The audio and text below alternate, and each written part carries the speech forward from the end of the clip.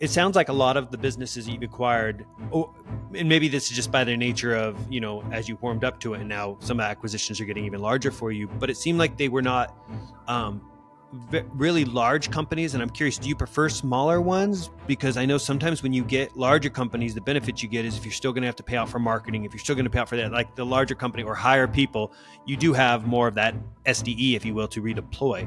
But do you have a preference about what you go after? Yes, I do. And I would say it's definitely larger. Go Okay. larger if you can.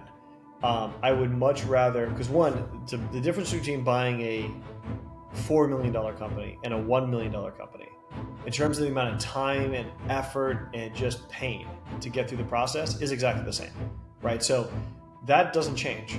So, but your SDE at the end of it is drastically different, right? So if you're going to go through the pain and the suffering and all of the focus you need to do for 6 to 9 months to get a deal done, go larger. And you're also, it's going to be less risky, right? A larger company is going to have larger amounts of revenue. It's going to have larger amounts of cash flow. It's going to be probably around much longer, right? It's probably been around for 15, 20 years. It's gone through multiple cycles.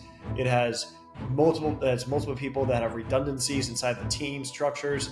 It's going to be something where if you lose a big client or two after the transition, you're going to be fine.